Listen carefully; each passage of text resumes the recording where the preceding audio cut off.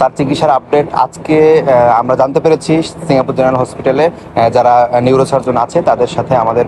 যোগাযোগ আছে। আমরা তাদের মাধ্যমে জানতে পেরেছি যে তার যে ব্রেনের যে কন্ডিশনটা, ব্রেনের সিটি স্ক্যান করা হয়েছে এবং আমরা দেখেছিলাম যে বাংলাদেশের যে ব্রেনের সিটি স্ক্যানে আমরা দেখেছি তার মাথায় যে বাম পাশটা ইসকেমিক চেঞ্জ আছে ঠিক সেটা অপরিবর্তিত রয়েছে এবং ইসকেমিয়া কিছুটা বলা যায় যে আরও পরিলক্ষিত হয়েছে এবং তার যে মাথার যে ফোলাটা সেটাও এখনো রয়ে গিয়েছে। তার ব্রেন স্টেমের যে ইনজুরি আছে সেই ইনজুরিটার কারণে ব্রেনের যে ফোলা অংশের মাধ্যমে তার যে ভেন্ট্রিকলগুলো ছিল, যে পানি লাইনগুলো ছিল, সেটা প্রায় বলা যায় যে অসুবিধার মধ্যে আছে এবং তার যে কিডনি, হার্ট এবং লাংস আর্টিফিশিয়ালি ভেন্টিলেশনের মাধ্যমে চলছে এবং তার ফুসফুসের সিটি স্ক্যান করা হয়েছে এবং সেই ফুসফুসের সিটি স্ক্যানেও তার ব্লাড দেখা দিয়েছে, যেটা কিনা বাংলাদেশেও ব্লাড দেওয়ার কারণেই মূলত চেস্ট ড্রেন দেওয়া হয়েছিল এবং তার শারীরিক অবস্থা বলবো যে এখনও ক্রিটিক্যাল এবং এখনও অপরিবর্তিত রয়েছে এবং আমরা সোশ্যাল মিডিয়ায় বিভিন্ন সময়ে যে কথা শুনছি যে ওসমান হাদি চোখ খুলে তাকিয়েছে বা এরকম কোনো কন্ডিশন আসলে ঘটে নাই। বাত ব্যথা,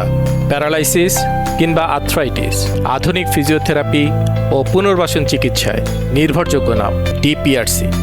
মূলত ওসমান হাদির কন্ডিশন এখনও ক্রিটিক্যাল এবং তার কন্ডিশন অপরিবর্তিত রয়েছে এবং যেভাবে তার জিসিএস ছিল E1VT-3 সেটাই মূলত এখনও আছে এবং আমরা আশা করি যে ওইখানে সিঙ্গাপুর জেনারেল হসপিটালে তার যে বিভিন্ন মনিটরিংগুলো ছিল সেই মনিটরিংগুলো এখনও কন্টিনিউসলি করা হচ্ছে এবং আমরা দেখতে পাচ্ছি যে আসলে তার শারীরিক অবস্থা অবনতি হয় নাই বা উন্নতিও আমরা খেয়াল করি নাই। তার অবস্থা স্ট্যাটিক আছে এবং তার জ্ঞান ফিরে আসার সম্ভাবনা যদি আমরা বলি তাহলে চিকিৎসকরা বলেছে এখনো আসলে আমরা ওইভাবে অ্যাসেস করতে পারছি না যে আসলে কি হবে, তবে আল্লাহ চাইলে তো সব মিরাকল ঘটাইতে পারেন এবং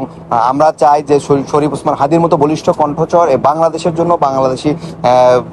বাংলাদেশের জাতির জন্য আসলে খুব বেশি দরকার এবং আমরা সবাই দোয়া করব তার শারীরিক অবস্থা যে পর্যায়ে আছে সেই পর্যায়ে থেকে যাতে কামব্যাক করে এবং সে স্টিল ফাইট করছে এবং আমরা চাই যে আসলে সে কামব্যাক করে আসুক। এবং আমরা আরেকটা ব্যাপার আলোকপাত করব যে সোশ্যাল মিডিয়ায় তাকে নিয়ে যে বিভিন্ন সময় বিভিন্ন গুজব ঘটছে, আসলে সেদিকে আলোকপাত না করে আমরা তার সুস্থতার জন্য সবাই দোয়া করব বলে আমরা মনে করি। ধন্যবাদ।